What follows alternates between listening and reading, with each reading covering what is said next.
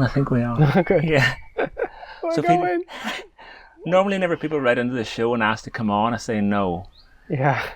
And then some people are just a bit more persistent. They go, like, definitely no. But then some people just keep writing in and asking, can I be on? Can I be on the podcast? Can I be on the podcast? Eventually I just said, Pete, okay. You can be on the podcast. So yeah, here we are. Here we are. Finally made it. That's not how it went, Graham. Yes, it is, Pete. Don't you remember that's how it went? It was the other way. You just kept pestering me. Okay, that's true. And the reason I kept pestering was because you didn't want to do it. Yeah. So is that kind of... And then as soon as I said yes, you went, no, got you. No. Well, there is something interesting about people who don't want to be. Yeah, well, I've got nothing to say. And then you asked me, and then I said no, and then again, maybe a no, and then I guess eventually if people ask, then you want to say yeah. Yeah. Even though... So what are we going to talk about? I'll tell you a funny thing. Okay, here, you did... That's what I was thinking about. I did... I'm sure you're really interested, but I want to talk about somebody different for a bit, okay? Yeah, someone more interesting. Somebody more interesting than you.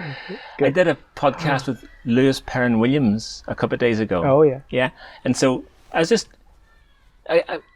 He's just like a guy whose vibe I like. I don't know, didn't know much about him, but... Great hair, didn't he? Just fantastic hair, hasn't he? But he's talking about how he moved from somebody who nagged his mum to go climbing. She took him indoors. Then eventually this experience happened, was let him outdoors, and was meeting you and Rach in the climbing wall one day.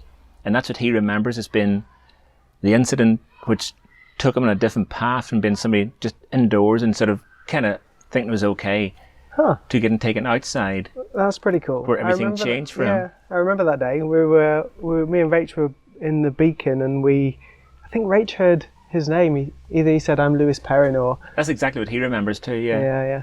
And then I didn't hear it. So Rach just went straight over to him and said, because we knew his brother Will. So we said, are you related to Jim Perrin? Right. Will Perrin.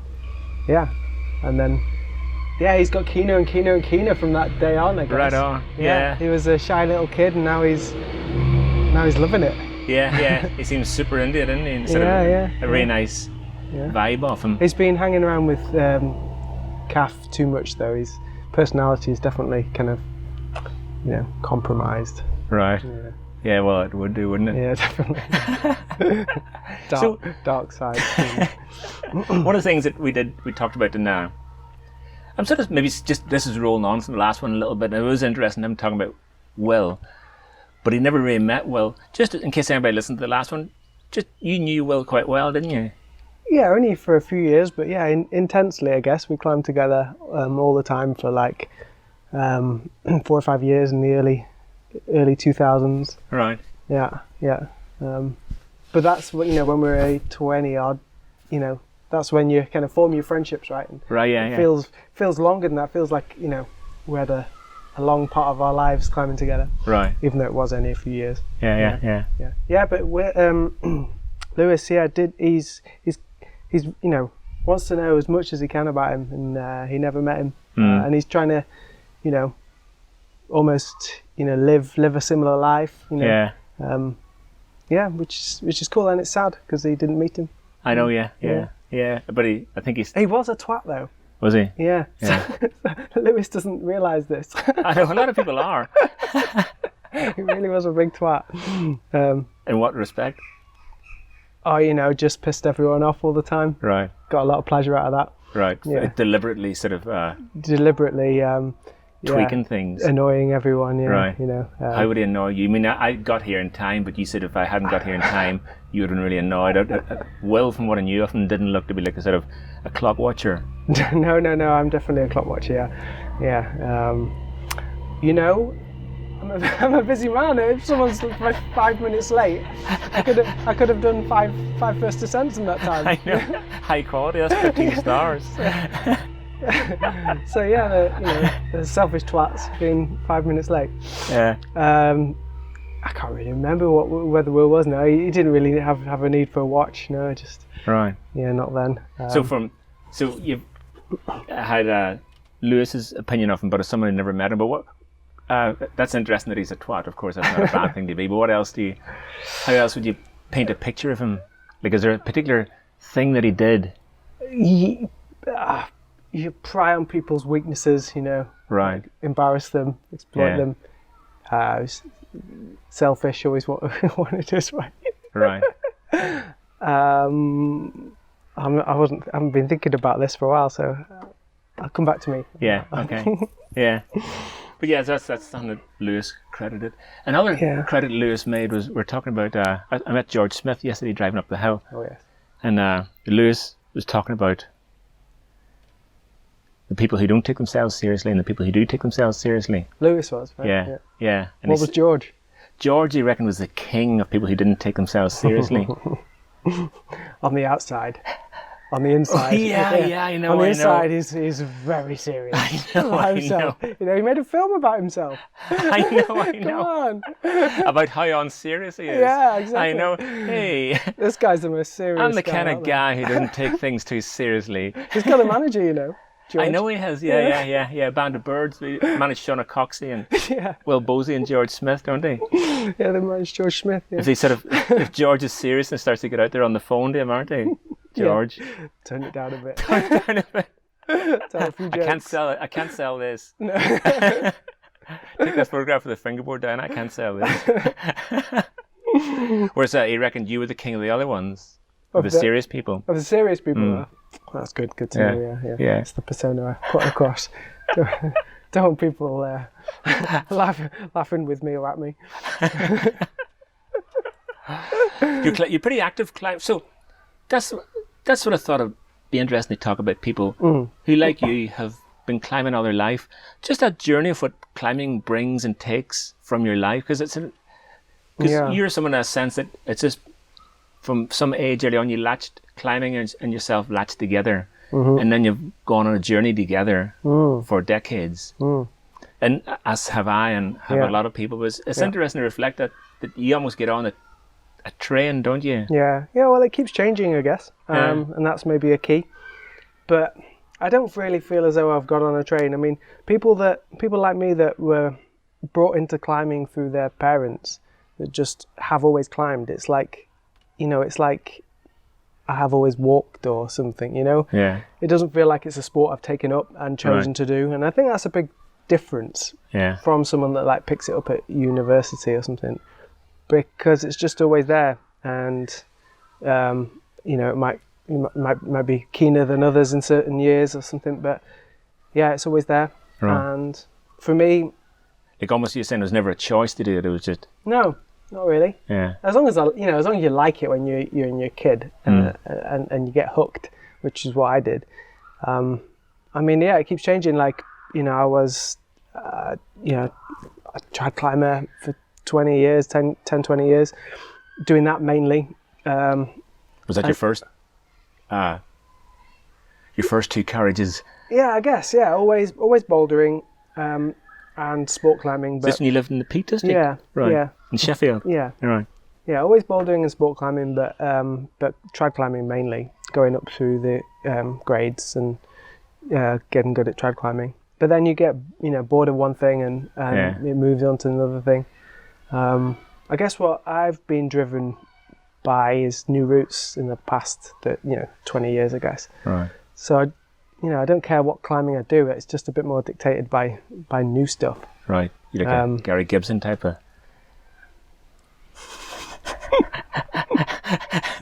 You could put it that way, yeah.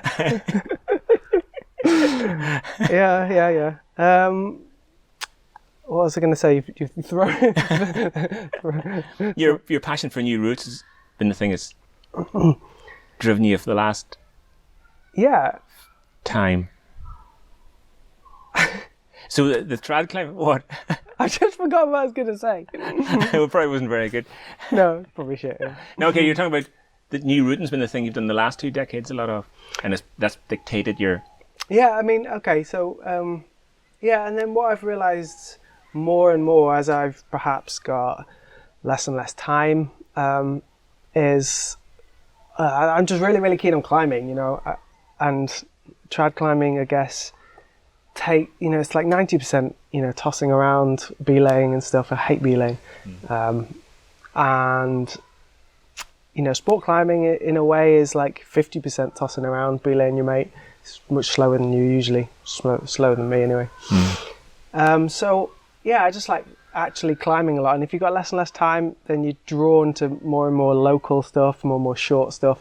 So I guess that's the way I've gone, just through time and resources. Like, you know, I spent the last kind of 10 years in Wales trying to do new trad routes, and then new sport routes, and then as the rock kind of gets scarcer and scarcer in bouldering, there seems to be like an endless supply of bouldering. So so just go back to that. So you did your trad climbing in Gritstone, then you moved to Wales 20 years ago or so. Yeah. So that sounds like a really, really interesting period, this last 20 years of, because almost like the Gritstone stuff's like a learning how to do it. Yeah. I mean, it would have been nice to be an adult in the peak, but it was fine being a kid. It was just a bit different, I guess. What do you mean? Because you're climbing with your dad or what? No, yeah, I guess. And it wasn't really like, I wasn't in a climbing. I didn't feel like I was in a climbing scene then, even though that was kind of the time when, you know, you were doing this hard grit film, and you know, I kind of wasn't part of all that. I was a kid growing up, so it would be nice to have fast forwarded 5 years to be in with that at that time, because that was quite a cool thing going on. You know what I mean? I was just catching up on that then. But yeah, so I came to Wales, to uni in like 99 or 2000, moved straight into Llanberis, and you know, did a lot of trad climbing with people that lived around there. It was great. Who was that? So Will, Mark Katz, Mark Reeves. I would like to say George a bit, but not really. No.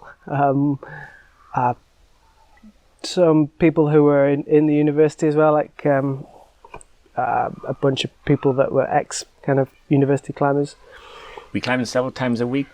How? Like... Yeah, I mean, I was at uni and I was climbing 4 or 5 times a week. Yeah. You know, and trad climbing takes up a lot of time, doesn't it? Yeah. But you must get trad climbing is something that if you do a lot of it, you get really good at it, don't you? It starts to, because it's not about strength, it's a particular sort of fitness, and you gain that so much just by doing it. Yeah, even standing in your legs. Or I remember one year I was doing loads at Gogarth. I think I was getting into writing the descriptions for a book, and I think I looked back on the year and realised that I don't think I'd done a single like proper 6B move. I'd done no bouldering, but you know, I've been doing these sixes and stuff, you know, all summer. But you don't need that kind of, you know, to shuffle up these trad routes. They're vertical really, and you're just, you know, slowly tinkering around, arranging clusters of runners, stepping up, doing the move. Very, very, very, very cool. Very cool. Did you enjoy it? Need to be. It's a young game, isn't it? Because of the risk? No, just the time. Right. Yeah. Did it feel risky? No, I mean, that's another reason I don't do so much, because I don't trust myself. Like, you know, if I get committed on a route, I just carry on. Right. And I've done some risky things and risky routes, you know, on site in some E7s, and got away with it. But if I did it all the time, I'm sure I'd hurt myself. Yeah. Tell us about that experience. It's such a rare experience. On site in E7s kind of, I guess even back then was particularly rare. So you found yourself in this, with the, whatever it took to do a thing that was very rarely done. During the 90s, E7 was very rarely. What E7s are on-sited, like that Liverpool guy on-sited a few in North Stack Wall, didn't he? With a bald head. Owen. Yes. Phil Owen, is it? No, but I don't know. That's who you mean, yeah. But not many people were doing that, were they? Yeah, I guess, I mean, I think there's two things. There's like racking up at the bottom and saying, I'm going to on-site this C7. I've turned my brain off and I'm going for it. Yeah. I never really did that. You're and right. then there's like, I'll have a look, see what it's like. And I did quite a few that were pretty dangerous, but you wouldn't, you know, kill yourself. Right. And then, example? Like the clown. Right. Or something. But then I did. Jeez, it looks so intense. Jesus. It was more. So it's a vertical wall of. Imagine a vertical wall of, just off vertical wall, very small crimps and insecure finger and footholds. Very rare gear, slightly snappy and lots of liction. That was just what we climbed. So that didn't. Yeah, that was just, we were comfortable on that. Right. I did a lot of that. I remember getting like. I remember being very pleased with myself at one point, because, you know, you go up there with a rack of RPs to armed to tinker in these little kind of like little crevices and stuff. But I had like a walnut 10 or something with me. Right. And I put it sideways backwards. Is that because you're sponsored by DMM? You have to change that to walnut? No, because it was a walnut. Right. Because the walnuts are tempered and the rocks are not. Right. Yeah. Nice. Yeah, so we got this sideways walnut 10 or 11 or something backwards, and it fitted shallowly against these two edges. I was very pleased with that. Right. Bomber, totally bomber. Yeah. Totally. I'll just bring you up to this one. At the time it was, I thought this is absolutely bomber. I'm completely happy with this. I'm going to press on as far as I can. But then I remember that route more being physically, there's a rock over at the top, and I was slapping around. Huh. It was weak then. Like I said, I wasn't bouldering. Yeah. So the moves were kind of pushy enough, even though they're like sort of 6A moves or something like that. I mean, someone like Neil Dixon. You know Neil Dixon? Yeah, I don't know him. I know who he is, but I don't know him. He was trad climbing a lot of the time, and he was like as weak as I was. Yeah. And pushed it further. Oh, really? He was saying that he he would be on site in routes that were at his sport climbing grade as well. Yeah. Wow. So 7B pluses. Yeah. Just where you're going to hit the floor, just go for them. Right. Okay. Yeah. He was some guy that could just say at the bottom, right, the best approach here is to turn my brain off and go for it. Right. Yeah. This is 7B plus. I've done 7B plus. I can do this. Exactly. It's like the Honnold logic. Yeah. I've soloed this a million times. There's no chance I'm going to fall off. Yeah. Why the hell would I not solo it again? Yeah. He's somebody who just appeared for a little while a few years ago. One of these things when you're reading a magazine now, some guys put up a new E9, you think, it's probably not E9, never heard of him. Then you next thing That's the Sheffield approach. Probably. That's the really pessimistic. Do they not live in Sheffield? Who the fuck are they? I know, it's more like healthy skepticism, because sometimes those things do turn out to be sort of misgradings and stuff like that, don't they? Yeah. He's actually, ironically, super strong now. He's about to do pilgrimage. He only climbs in Paracelsus Cave. Right. And and he was a star of one of the people featured in a film called On Site. Yeah. Wasn't he? Yeah. Alistair Lee's On Site like film. The star of that. Yeah. He spent like hours in some horrendous thing in Cloggy with John Redhead wheeling him. Yeah. That was one of the that was like a film that made me kind of trad climb less, I think. Right. Because we did loads of trad climbing there, and it was called. So you were involved in the film? Yeah. Right. Okay. Yeah, I did. I don't remember you.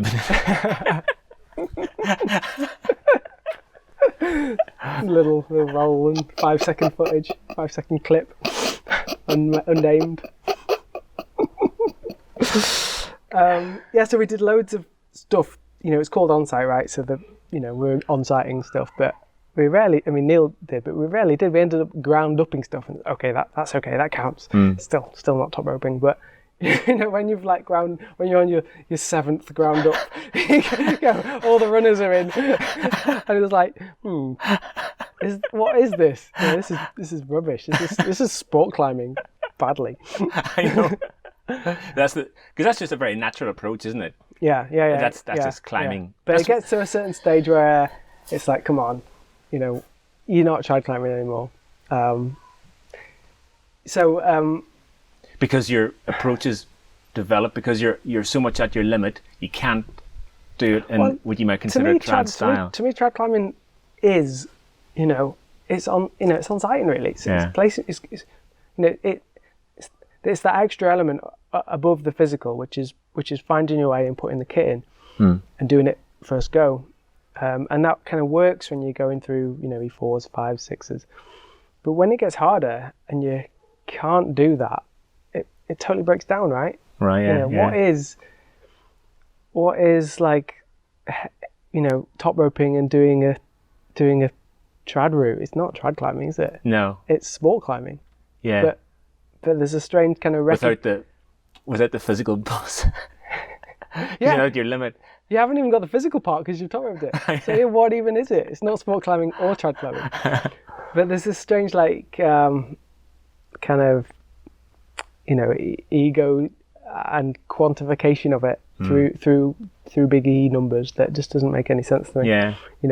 And stuff like pegs, and tat, and those being untried routes is just very strange to me. Yeah. The idea that you can go up and clip some in situ kit, and that's okay. Yeah. But then if you clip another piece of in situ kit, it's not okay. Yeah. It just somebody's going to kick your head in. Yeah, it's very odd. So I just think it would be a lot better if we did the American thing and just had sport grades everywhere, and that's it. Yeah. I mean, stop the ego. The ego thing does come into it, but there's two sides that are sort of, for most people, it's not about ego. It's about, I'm driving to Scotland, what'll I do? This E2 sounds good. Yeah, okay, that's what I said. Yeah, it works up until up into the higher grades. Yeah, for sure. It works fine. Because after hard grit, before people copped on to the fact that it was actually really easy, sort of a few people made a bit of a name for themselves, didn't they? Yeah. Of the illusion. Hey, look, I've top roped a 6C. Yeah. It's giving E8. Yeah. Look at me. Yeah. I'm as good as Johnny does. Yeah, I mean, if you top rope a 6C and then solo it, what are you doing? I know. Yeah. So you're just doing a 6C without the top rope, right? Yeah. But and I'm going to top rope it until I know I'm not going to fall. Yeah, and then do it. I mean, but if that was in America, you'd just be some dick that's top roped to 6C until you can't fall off it. Yeah. You might get an R or something. Yeah. Yeah. No, I think those grades would work pretty well. Probably would work for all grades, wouldn't they? Like yeah. 5, 9 hour. Why not? Yeah. I mean, I'm sounding all pessimistic about it now, but that's not really the reason I'm not doing so much. It's just because I just do new routes. Right. So Yeah. So what was your dangerous on sites you mentioned? The most dangerous was 0, and that was one. E66A. There's a couple of versions of it. It's up in the walls above Suicide Wall, yeah, and Ogwen Valley. Really old traditional route by Pete Livesey, is it? That's it. So the original one was E66A, and that went up the wall and across, and it got straightened out. So my friend Al Williams said you were trying something up there. It might have been 0, or it might be another something called like the Wall of Certain Death or something like that.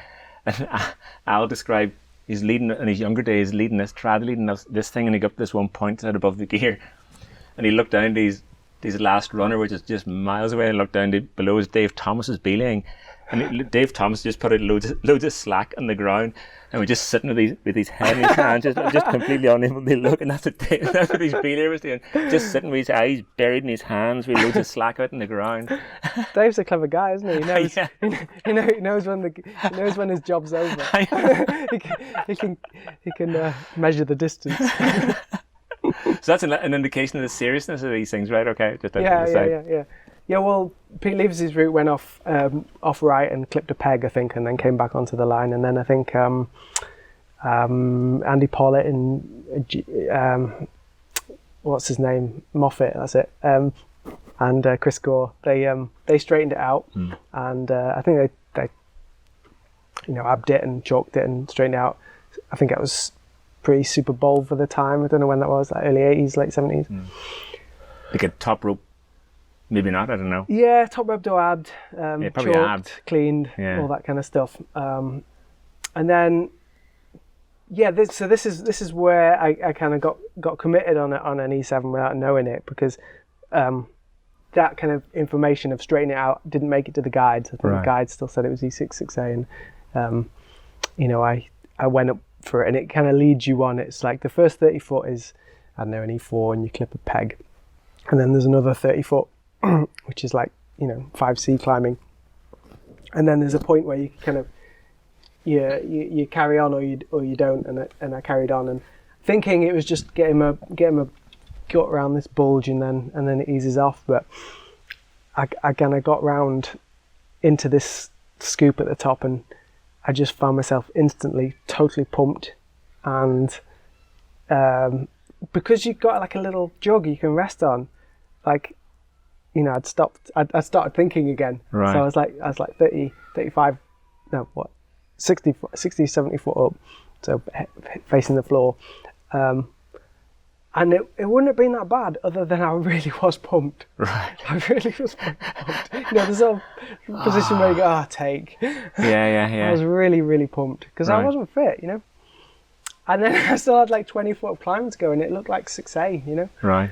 And it's all on side pulls, and it was dirty, no chalk. It's that kind of Ogwyn, cloggy type rock, which is really hard to read. So I just made a snap decision then, just like, don't think about this any further. Just go. And that was the time where, I really felt like I'd pushed it. Yeah. I just had to go for it, and I was sketching. I was like, properly sketching up there.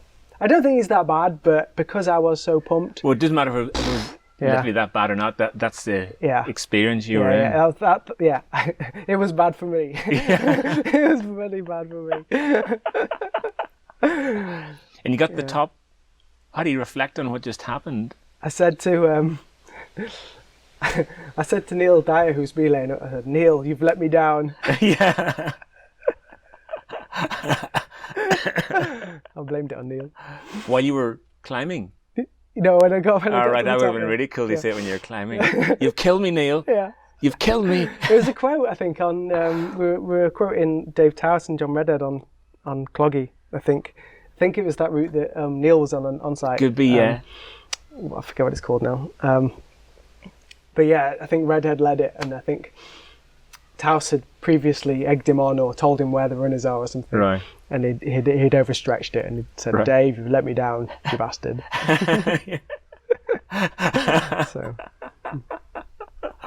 So, but did you think, so I had a very minor experience of that, where I was out in Kyrgyzstan, trying a new route, and went up this ledge, and you said there's a slab above, and I had no runners, and maybe like 30 feet to a ledge, but just in the middle of nowhere, like a sort of day's walk.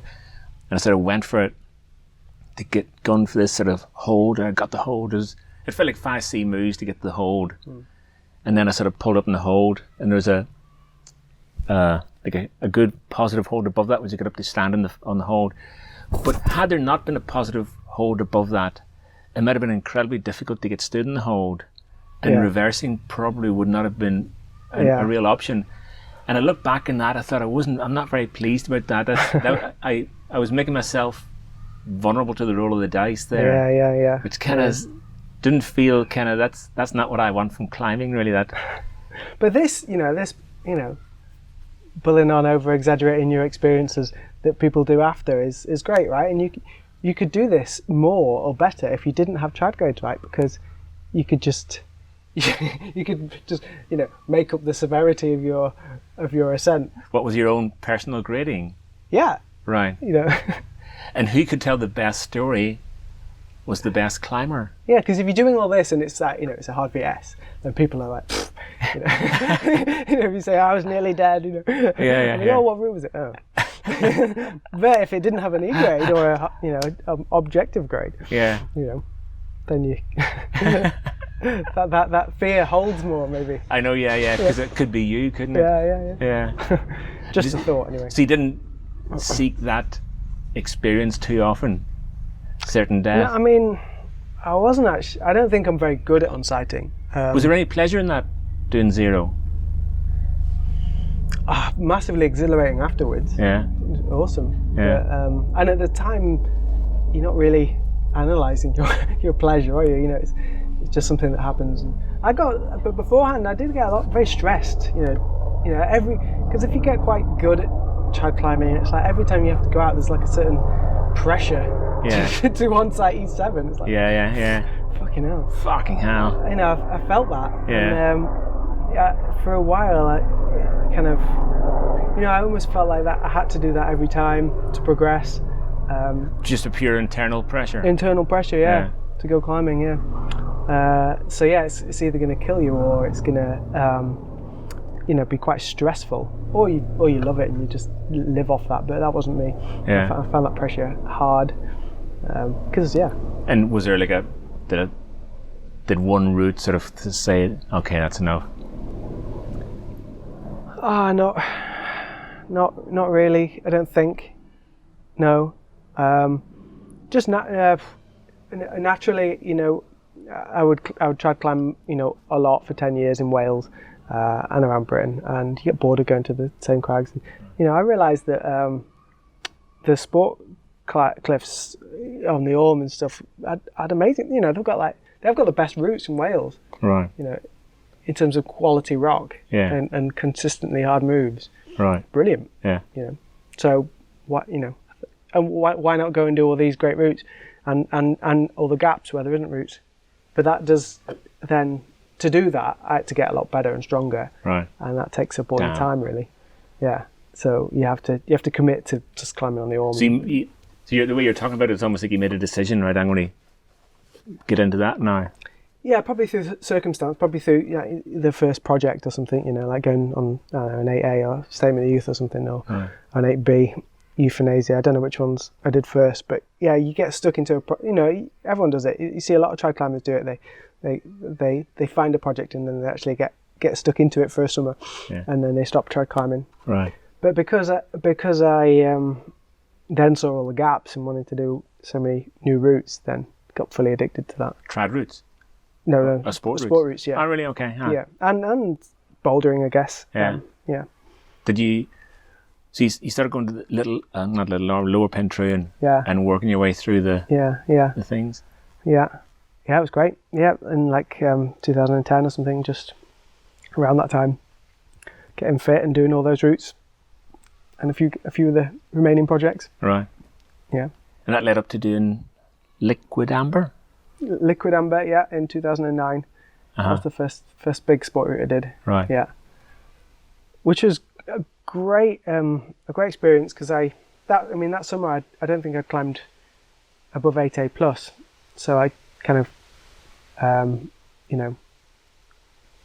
had a big learning curve to do to get up to doing. So from the start of summer you'd climbed 8A plus, and Liquid Amber's 8C, 8C plus sort of thing? Yeah. Right. Yeah. So but I'd done a lot of climbing Paracelsus cave. I was capable of doing harder. I just hadn't tried much. Right. So yeah, I just I thought it was thought it was an outrageous thing to do at the time. No one was really climbing 8Cs in Britain much. Right. Certainly not in Wales. There wasn't that many around, were there? No. And I thought I'd just play on the moves, I don't know whether I'd say I'd have 5 or 10 sessions, and if I could do the moves by that time, then I would carry on. Right. And I did. Yeah. And yeah, slowly all came together. Cool route? Cool in respect of it's short. Right. And it's I know the whole thing's 20 moves, the crux is 10, 15 moves. Yeah. And it's just so intense. Right. Never one stop a move, but yeah, it's just like a long boulder problem. Yeah. So it's pretty cool like that. Yeah. Annoying place to do so many hard routes on a tidal crag, but conditions are. Yeah, but it was good. There was a new surge of sport climbing. Right. So the crag was full. Oh, so it was a bit of a vibe around sport climbing then? Yeah. Is that what got you into it too? Maybe just people, people I guess get latched onto things and yeah, that's where lifts are going. We all just started at the same time. Pete Harrison rebolted the Orme, right, which helped, and he rebolted the Diamond. So we just started going down. Yeah, it's amazing what some people do, isn't it? I know, right? The effort some people put into stuff. He was he's ex-army, so had the discipline. Had the discipline, yeah. Right, yeah. I bet you enjoyed climbing with him. Bet you he turned up at 12. If you said he turned up at 12. Oh yeah. He's on time. Who's the least on time person you know? Ray Wood. Ray's pretty bad. John Ratcliffe. Oh God, John Ratcliffe. He's not great. Glenn, I used to climb Glenn Hudson. He's quite late. Right. That was one good thing about sport climbing on tidal crags. You can't be late. Right. Okay. Yeah. And everyone arrives and leaves at the same time, which is kind of cool. Yeah. I quite like that. It's like a little shift. Little group. Yeah. That must have been amazing doing that, because that's a real prized route, wasn't it? And there's a film made about it. That's right, wasn't there? Yeah. A film. Yeah, by the Welsh Connections. Yeah. Yeah. So they And it looked amazing. You looked amazing on how they made like you look really fast twitch, which is kind of really I really like seeing people who are like that. Yeah. I mean, some people climb really slowly, right? Sure. Oh. Some people would take like half an hour to lead that route. I think I did it in I don't know, a minute and a half or something. Right, it's a total race. I love that. Yeah. Love that because when I was saying earlier about Chad that I was actually not very good at on-sighting.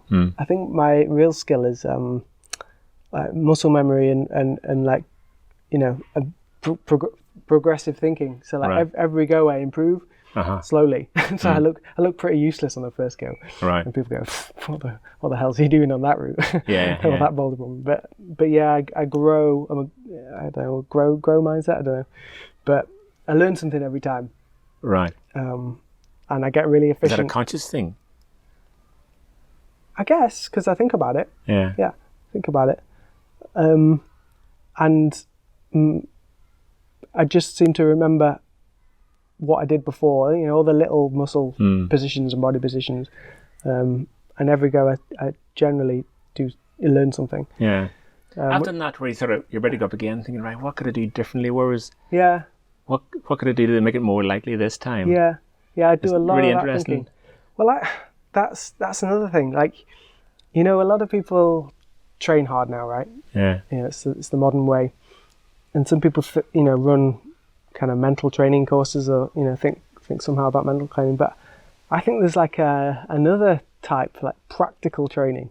Right. I think that's the missing link. I think a lot of people get quite strong, but don't know how to use that strength well. So practical training, like, actually spending hours on your project, right. Rather, because if you have a kind of regular training routine where you have to do, this on a Tuesday, this on a Thursday, you have to recover from that, right? So there's no time to actually go on your, if you're training to do something, then you've got no time to get on the routes. And I think you have to have a certain amount of hours on a move, if it's really hard for you, right? To get that muscle memory and to get it so it's subconscious. So things like that, and stuff like learning from every go. Yeah. And even simple practical stuff like changing your life around to so the project is works for you. Yeah. So I saw on Dave McLeod's blog one time a piece of advice: why not get a job or buy a house close to your favorite training facility? And then I was exactly, yeah. There was a why not marry a member of staff from your favorite training facility? Yeah. There was a time when there were a few people from here, like I think Kath, going over to Malham a lot to try hard routes, and I just didn't get involved in that because it's like 3.5 hours from here. Yeah. And I think he eventually he got sick of the drive, and he didn't do what he was trying. No, and I would have got sick of the drive way earlier than that. Yeah. So pick your battles, I think. Yeah. And there's people, like my friend Char, that goes to the tour all the time from London. It's like, I've seen him there. Jeez. And the drive up the M1 is the most hateful drive I do in the UK. Yeah. I mean, if you want to, climb hard, he should have done a lot harder things. And if he didn't live in London, that would be totally possible, right? Yeah. But I guess there's no choice. Some people don't have a choice of that. Yeah. I've been lucky. Like, I live in a climbing destination. Yeah. Have to normalize. So the training thing's interesting because I often think, how can you become better climbing? Yeah. It's all very well doing this, but is there something? And the whole fall training thing, I think that's just a very small part of it because it seems to be the most obvious thing you can focus on. Fall training. Becoming comfortable with falling. Oh yeah, right. And that's what people often mean when they talk about mental training. What sort of mental training?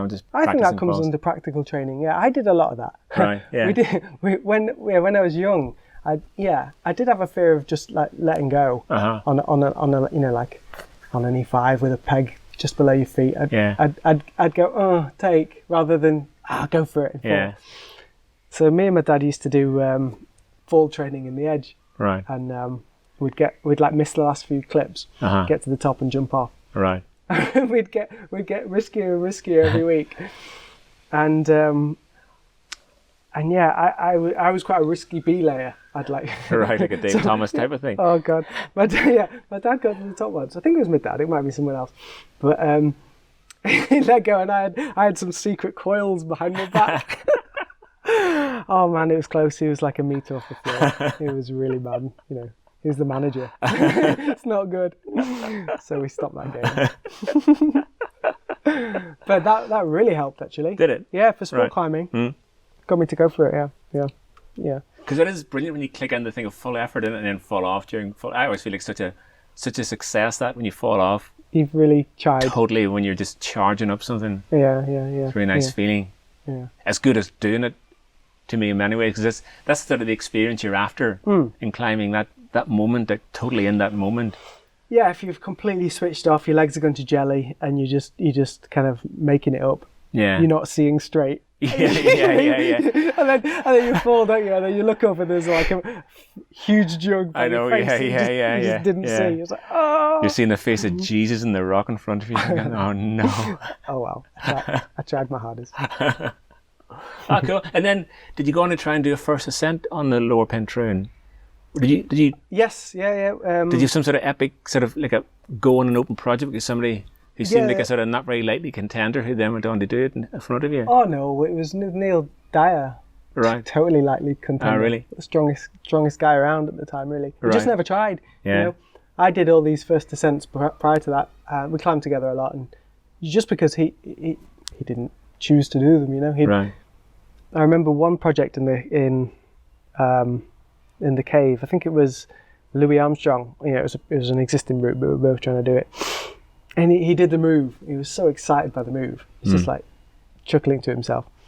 And I'd go, you know, so you're gonna do it? And, oh no. Right. No intention of doing the route at all. Just, you know, he knew he could. Yeah.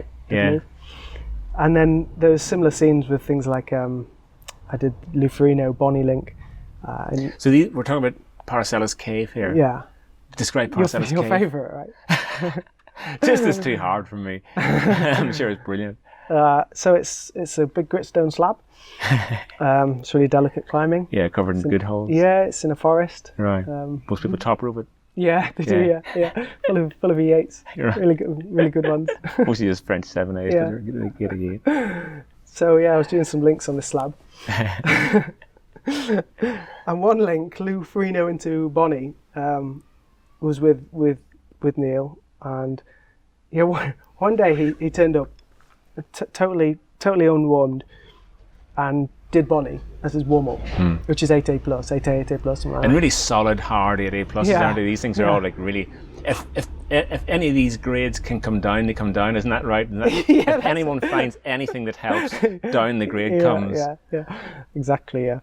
This is high and hard. Yeah.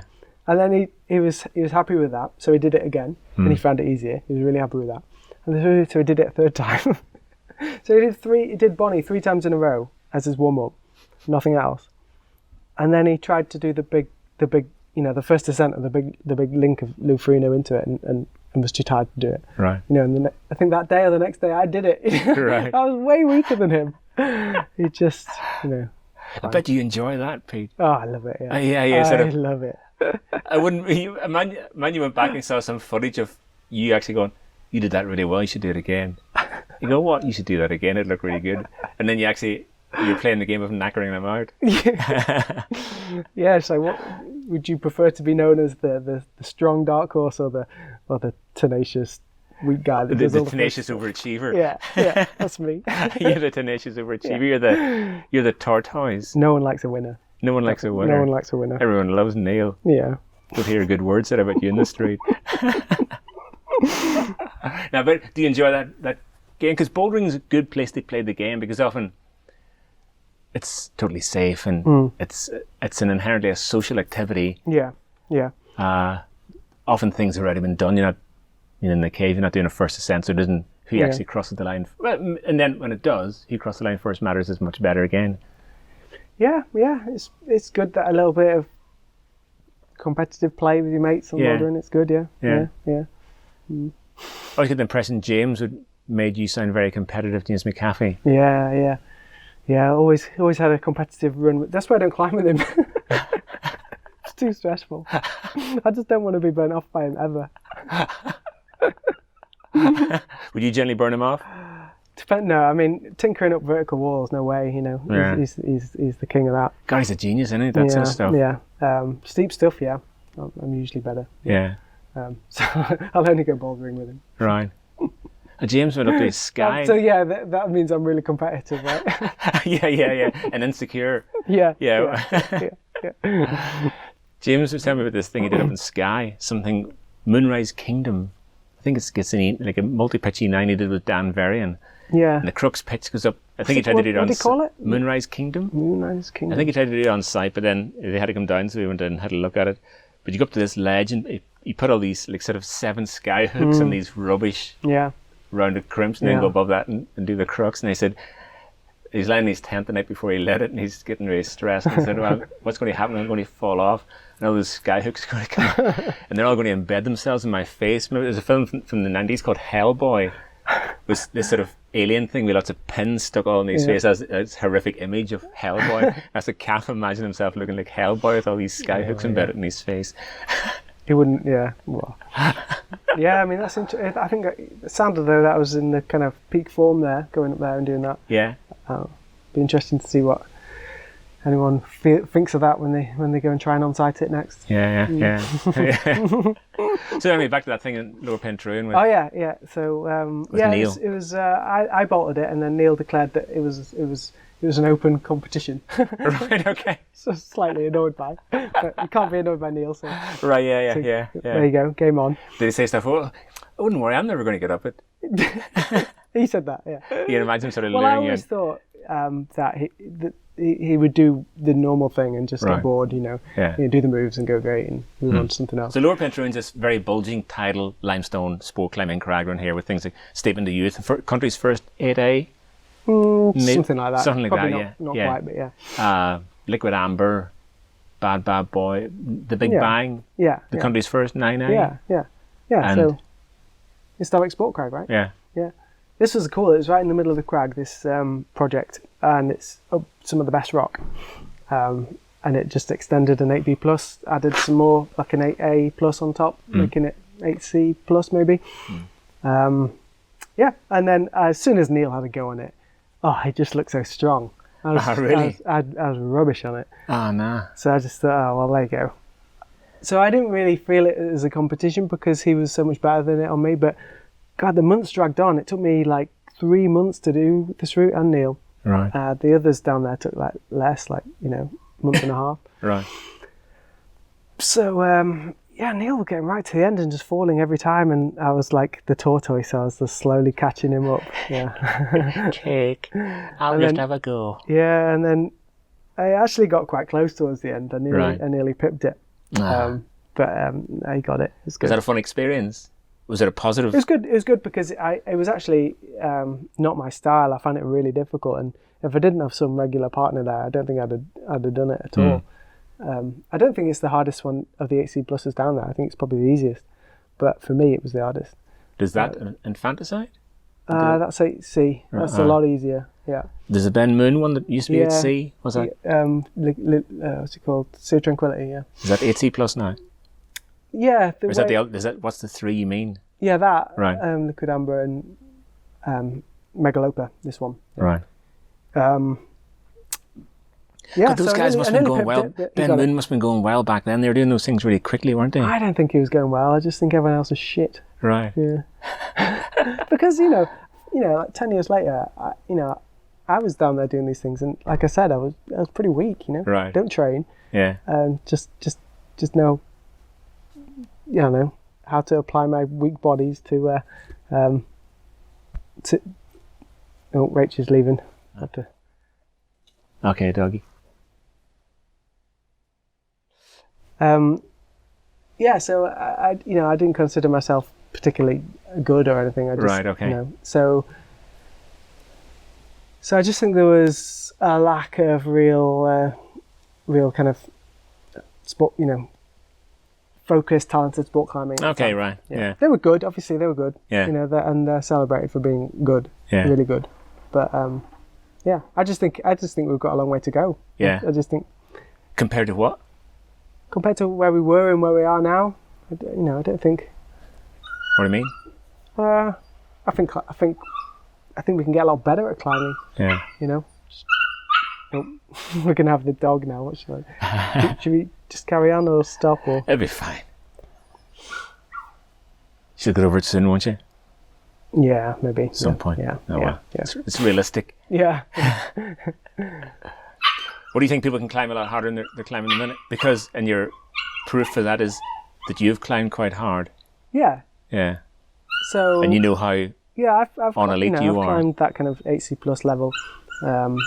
Felt better at times, as though I could climb 9A given the right one. And yeah, that's with minimal effort, really. With all the hard routes I did in a month or two. Right. Just focusing on the route, just how you'd go climbing on a project, right? Nothing special. Yeah. And having not done dedicated training, I'm guessing. No. Yeah. So yeah. So what baffles me is how everyone's doing such intense climbing. I mean, people are climbing a lot harder now, right? But a lot aren't, and they're doing very dedicated, hanging on an edge, and not getting that much better. So I think it's interesting, right? I think those elements of training can, and the right person, can make for some big improvements. Because the big limit, I think, is just people's natural ability, because some people stop at 6B, don't they? And some people stop at 9B, and that's a huge difference. And some of the people that climb 6B are going to the wall every week. So so what is going on there? It has to be some natural. People have got their natural limit and they can squeeze. There's all sorts of things coming in. What's been the things that have allowed you to progress, and what's held you back, do you think? So you say you get your muscle memory's good. Time. When in my 20s I had lots of time, no kids. A job in academia where I could climb a lot. No responsibilities. Living here in Wales, next to climbing all the time, hanging out with people that climb all the time. Yeah. Yeah. And it's pretty.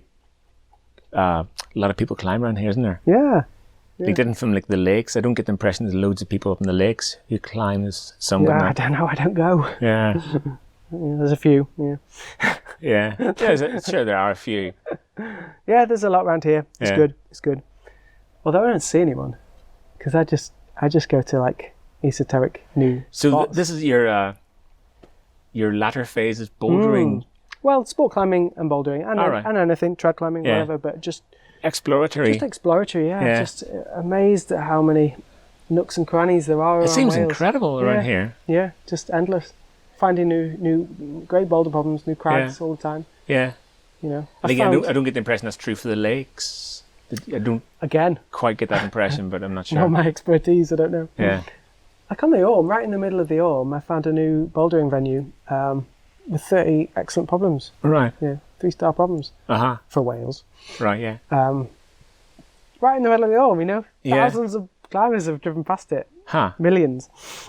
I found 2 venues on the Orme. We've found another venue, on the North Wales coast the other day. Did 10 great problems. Right. And these are all worthwhile venues, or just places that people's eyes haven't. Yeah, I mean, people haven't sort of seen. You don't know about them. They're not in your book. No, they're not in my book. I might put them in. I'll ask you about them afterwards, and maybe I'll put them in. Yeah, if anyone wants to come to Wales bouldering, don't buy Grimer's book, because it's pretty rubbish. I know. There's a much better definitive guide being done. What's this definitive guide called, Peter? It's North Wales bouldering. Oh, that sounds very interesting. It's full of all the problems, even the 1-star ones. Full of all your 1-star problems. That sounds like just what the people want. I want to. I mean, I know Peter's loads of shit boulder problems, but where are they? Where are they? I'm not going to craft it. No shit. So you do easy problems, hard problems, good problems, bad problems, new problems. Just good problems. Yeah. Just good ones. Yeah. Just good hard problems. Good hard problems. Yeah. Lots of them. Really high ones. Yeah, high ones. Yeah, definitely. We did this. Me and Dan McManus did this. He did it first. We did this Ace new corner in. I saw that. Is there a video of it? I'm not seeing the video. Maybe. Yeah. Just in near Traumatic. It's Right. Stunning. Oh, really? Really good rock. Really good corner. How do you find the places? A lot of, I mean, that's just the established bouldering venue, right? Just no one goes there, or Right. no one's looking up. Yeah. Yeah. Is it a small group of people who explore? Seems to be, yeah. Like Who? Any given time, there seems to be about 5 or so people. Yeah. Martin Crook does a lot. Simon. Yeah, his name keeps cropping up for. Yeah, Martin Listen. Crook, Simon, Panther, me and Dan and George. Lesbian, Chris Doyle and Craig Davis is doing a lot now and around here. Craig Davis? Yeah, he's a boulderer. Right. Lives around here. Not Chris Davis. I was thinking about Chris Davis. No, not Does he Chris. still climb? No. Don't know what's happened to Chris. Yeah. I don't think he likes me, so Does he not? no. How do you know? Always says rubbish things about me. Right. What sort of things do they say about you? I don't know, because I'm not on social media. I probably don't know half of it. So. Oh, is it on social media? I'll go and check it out. I'll go and look for it. So, Pete, you're not on social media. Yeah, no. Okay, one of the reasons I thought about doing this is I read something that your partner or wife, Rachel, had written that people presumed you'd stop climbing because you equate activity with presence on the internet. They're very... Maybe. You do sort of... You could believe they're the same thing. I remember I once went to... I don't go to the Beacon at all, really, but I went once to go climbing, and there's a regular scene that go there. Right. And this, I forget who it was now, but this person said to me, "Oh, are you still climbing?" Right. Just because I hadn't been to the Beacon for like 2 years, Yeah. they presumed I'd stopped climbing. Right. Yeah. So And did that bother you? no, I just thought it was funny. Right. Yeah, I've been like as active as ever, like Right. consistently active all my life. And well, okay, there was those. I mean, I've seen you in a couple of videos, but I've not seen you in anything like that at all. Have you? Did you withdraw from any sort of? Not. You need to withdraw. You just don't engage. Yeah, I guess I'm. Well, come on down. I'll put her in. There's a little black and white pussycat on the. Oh, there. Did you hear the pussycat snap? Oh. Yeah. Oh.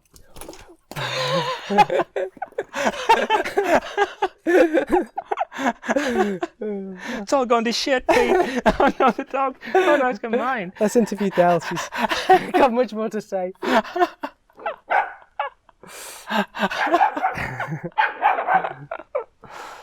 Hang on, we're getting back in. Is that all right? Turn the other way. Look that way. Right. Oh, hear the cat doing its. What's that noise called that the cats make? The hissing. Yeah. It's kind of gnarly, isn't it? Doesn't seem to be working. No. Right, are we still going? Yeah, I guess so. Yeah, so I just, I don't know why I'm not on social media. I just don't like it. You don't need a reason to be on it, but just is it a thing? It seems a bit like all trumpet blowy, everyone just seems to be, advertising themselves on it, which I just find a bit naff. Yeah. Yeah. Although I'm, anything that I do that's a cool photo or something that someone's taken, they put on. So I'm on it occasionally. Yeah. Some of my new routes. Yeah, I just think that's enough. I don't think people should have to, Turn your thing. It's just pointing downwards here, but you best use to clip it on again, I think.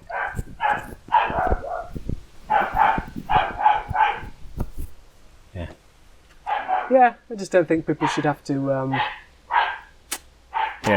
push it so much. Yeah. I think it's quite good. I also like the idea of, when like I haven't seen you for quite a while. Yeah. I don't know what you've done. Yeah. I don't like the fact that I've been stalking you on the internet and know exactly what you've done in the past 2 years or something. Yeah. I think that's a bit weird. Yeah. But I interviewed Ned Fihallen. He's like that. He won't even advertise Beastmaker. He just thinks Yeah. even the advertised Beastmakers somehow. It's business. You don't do that. You don't advertise your own business. Which is totally cool, isn't it? There is still a nice underground thing about climbing. I guess there's an overground and an underground, isn't there? I guess he's got a niche kind of market in. Yeah, it didn't sound like you need to advertise very much, fortunately. Yeah. And it is a thing that people pump their trumpet, don't they? Which kind of. Not really, like, I don't think they were meant to be doing it, but it just seems to be like, blah blah route, tick. Yeah. And then a load of comments saying stuff like, "Oh my God, you're so great. Yeah. Well done. Whoop. Yeah. Love you." I just don't like all that. When we were in our 20s, you'd get stick for doing well. Yeah. Yeah. That's the culture, I guess, I grew up in. Yeah.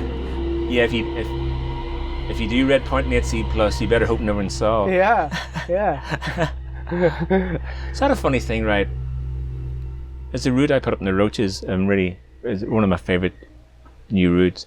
And I was flicking through the internet, I saw a photograph of a youngish person on it. And I was like, cool, I did that. First ascent, brilliant. And then I get chatting to somebody else, and the other person may have been wrong, but he says, they've not done that route, they haven't done it. And I thought, wow, it's strange, because I engaged in a little bit of interaction with the person, but at no point did they say, no, but I've not actually done that. I think, well, there's a photograph of you on it on the internet. It's kind of... yeah. Maybe that's a wrong assumption in my behalf that means here's me... Doing it. Here's me doing it. It's just me on it, yeah. Yeah, but it's all ambiguity. And I thought... And I wondered, I reflected, am I just too uptight about that? Do young people just think differently? It's not... It's an image on the internet. Yeah, I think so. I think it's just... Yeah, it's what they're growing up with. It's not a big thing. It takes 1 second of their thumb scrolling, existence. Yeah. And it was, because it's such a special route to me, I was initially a bit tweaked, but then I got over it thinking, well, it totally doesn't matter, does it? It totally doesn't matter. And I hope he had a good time doing whatever he was doing. Good luck to him. That's the one thing that's changed a lot for me in climbing, is that with the other routes I've done, initially when I did a lot of trad routes, I was like, I want someone to repeat that and have a hard time. Yeah. And now I just want people to have fun. Repeat the sport routes I've done, and then like send us a text going, I did this, it was great. All the boulder problems, and I love that. Yeah. I mean, we've started developing in Inishmore.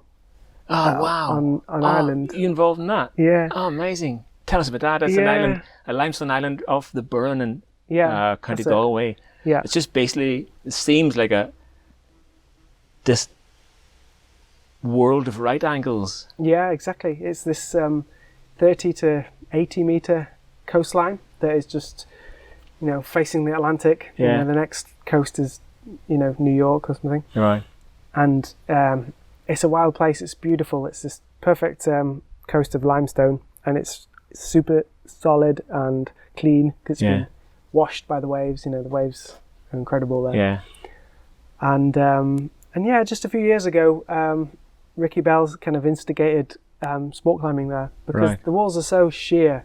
I was so relieved to hear that people were chilled about sports climbing there, because Ireland's always been really sort of this religiously anti-sport climbing thing, which even whenever I was climbing in the 80s, it's like, fucking hell, who makes these rules? Yeah, it's so impractical because, there's just no runners, Yeah. You could do the odd route there. Yeah. But it just seems to make sense. It does feel traddy though. It doesn't feel like it, it's not like you don't rock up in your Crocs and belay glasses. And, right. Rope bag, you've got to abseil in and Dumar out, and if it's raining, you've got to be able to get yourself out. Right. And if you're not very good, if you're a beginner, that could be epic. Right. If there's a big sea, or you have an accident, you're buggered. Right. Yeah. So it's got quite an adventurous feel about it.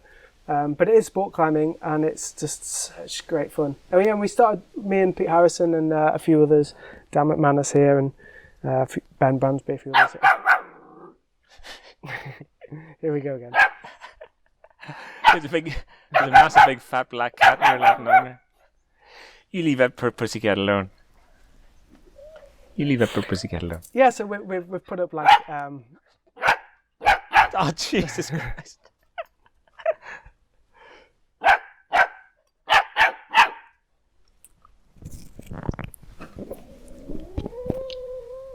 The noise is fine, Pete. Don't worry about that. Okay. That'll all just part of life, isn't it? All right.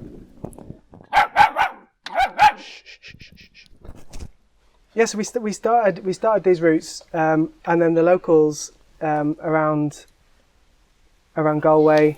Oh, hang on.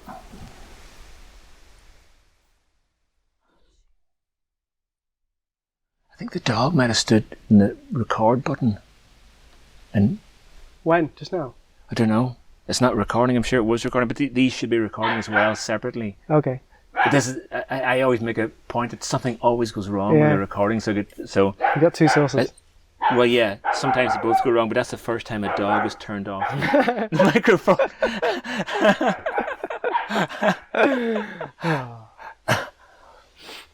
So we good? Yeah. All right. Cool. I don't know, Pete. Yeah, it might still be lost, but we're getting a suntan. Yeah. Yeah, we started developing these routes, and they're bloody ace. And then the locals have kind of put up just as many routes on this other cliff, and yeah, it's just great. You know, everyone loves the routes. Right.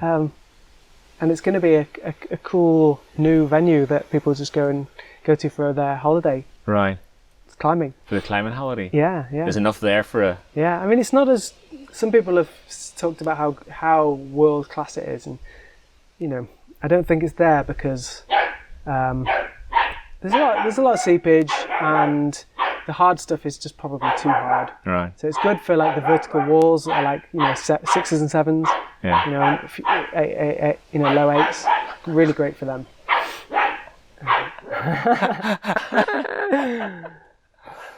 So it's not like a flat anchor because it'd be. I don't think so. It's just a faff getting to. You know, like I said, you have to have a certain amount of trad experience, I think, Right. to really like it. Yeah. But I think it's ace. I think it's Right. really, really cool. Yeah. Yeah, I think it'd be great. Great venue. And Yeah. it's sort of fun rocking up there with your drilling, looking for a line, Oh yeah, bolting it. We were going to go like 2 or 3 times this summer, but Yeah. we just had to cancel everyone. Right. Yeah. Huh. That's a shame. Yeah. Okay, so last thing I want to ask you about. Okay. John Allen. Oh yeah. You and John were really good mates, weren't Yeah. I was super gutted last month when John died. you? Yeah. Yeah. Really, whoa. Really struck me. Yeah. Yeah, me too. Yeah. Yeah. I mean, I haven't seen him much for the past 20 years since I moved away from Sheffield. But yeah, he was really inspirational to me when I was young. You know, I first went climbing with John, I think when I was 14 or something. Right. Really young. He took me to Stanage and we did Archangel. Oh, really? It was great. Yeah. And then, you know, he one of his best mates, Nicky Stokes, went out with my mum. So John was around all the time. And yeah, when I was 15, 16, 17, we'd go out all the time. Right. It was great. I Yeah. mean, I climbed with my dad a lot, but I climbed with John a lot too. Yeah. This is the era when you were saying you weren't quite a grown up. Yeah. Yeah. Yeah. So, you know, at school, you know, we were going out to do new routes. You know, Right. You know, we made me realise where the new routes are really, and just that is a thing. Just go out and do new routes. That's what some people can do. You don't just go out and do what's in the guide. Yeah. And that's probably what made me. I know, and like I was a serious, boring kid. I guess he didn't have to go out climbing with me, did he? So, but he did. Yeah. So that was cool. So I was pretty appreciative of that, looking back now. Right. You know, he had anyone he could go out with. But he enjoyed Yeah. his partnership with you, obviously. Yeah. So super cool guy. Always had a story, like a proper raconteur. He has really good stories, wasn't he? Yeah, really funny. And He'll tell him about America or something, Yeah. like all these different things. Yeah. So I loved it.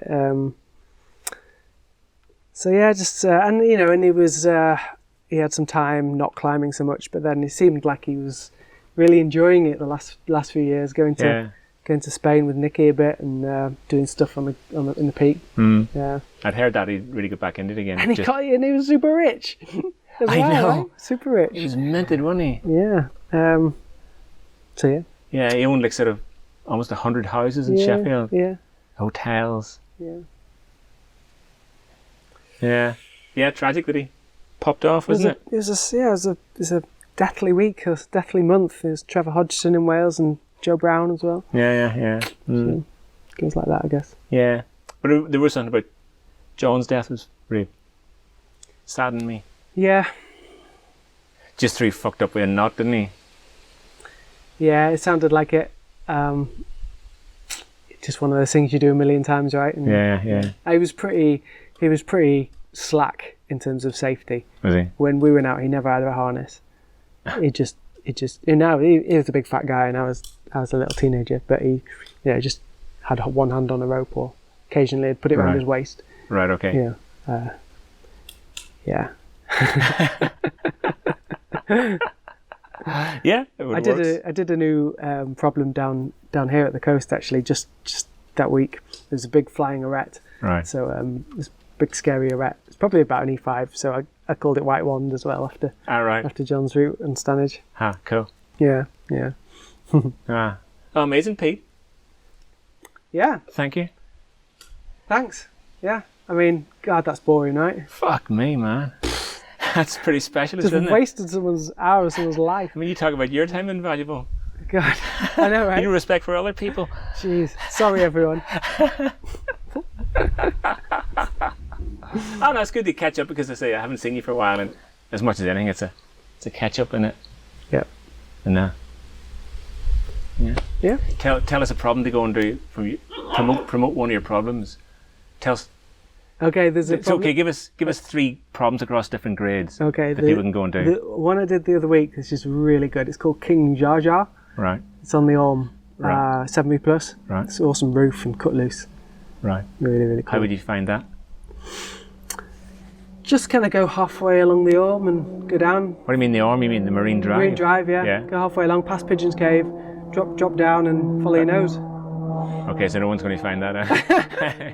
It's not very hard, but no one's found it for the last millennia. But there it is. Right. That was pretty cool. There's a cool. There's a massive roof I did here on Anglesey. Uh-huh. It's probably the biggest roof boulder problem in Wales. Right. It's just flake through this roof. It's quite hard, isn't it? 70 plus or 8A. Yeah. It's just really cool. Yeah. Right. Where's that? Like a 5 meter roof and then this spicy wall above. Right. Yeah.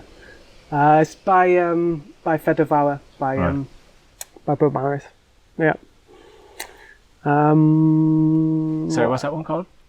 The problem is called Underworld. Underworld. Right. Yeah. Underworld. Another one. A mountain one. A mountain one. Okay, I did a cool one called the Panther. Right. It's at Morley Guest Quarry near Traumatic. Right. It's like a standard wall. People love it. It's nothing unusual about it. It's just a wall climb, but it's just really good quality. Right. Great holds. Uh-huh. Jump at the end. What grade's that? 7C. Right. Yeah. So there you go. The full grade spread there. Yeah, that's across the grades. Yeah. 7B plus, 7C and 7C plus. Yeah, that's it. Awesome, Pete. Cheers. Thanks for your time. No worries. Awesome. Cool. That wasn't so bad. No, can you strip that down to 5 minutes of quality stuff? Yeah, the bit where the recorder was.